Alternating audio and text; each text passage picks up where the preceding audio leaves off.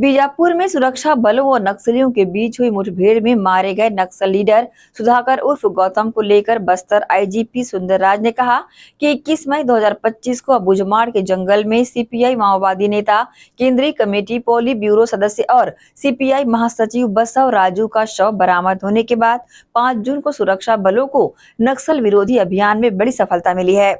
बीजापुर राष्ट्रीय उद्यान क्षेत्र में सीपीआई माओवादी के वरिष्ठ माओवादी कैडरों और पीएलजी कैडरों की मौजूदगी के बारे में इनपुट मिले थे।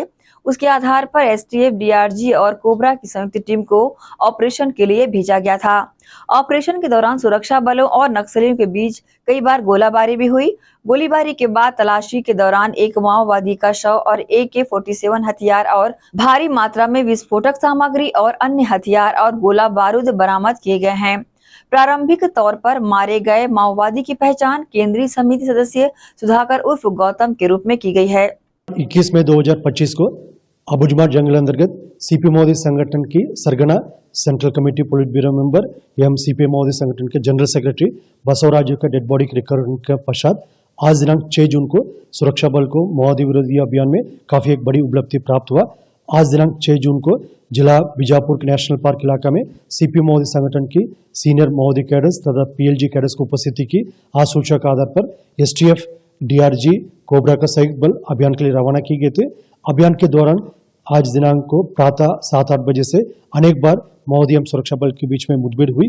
मुठभेड़ के उपरांत इलाका के सर्चिंग में एक माओवादियों के डेड बॉडी तथा AK-47 वेपन और काफी बड़ी संख्या में एक्सप्लोजिव मटेरियल्स और अन्य आर्म्स अम्युनिशन भी बरामद हुई। मुठभेड़ में मारा गया माओवादियों की शिनाख्ती प्राथमिक तौर पर अभी सेंट्रल कमेटी मेंबर सुधाकर उर्फ गौतम के रूप में अभी उसका आइडेंटिफिकेशन हुआ। मूलतः आंध्र प्रदेश का एल्लूरू जिला का रहने वाला ये कैडर विगत कई वर्षों से सीपी मोदी संगठन में अलग अलग इलाका में अलग अलग हिंसात्मक गतिविधि में शामिल रहा। वर्तमान में रेपोस यानी रेवोल्यूशनरी पॉलिटिकल स्कूल की विचारधारा जो माओवादी के एक हिंसात्मक विचारधारा है, एक आदिवासी विरोधी, एक जन विरोधी, एक विकास विरोधी विचारधारा का एक सरगना के रूप में ये काम करते आ रहे थे।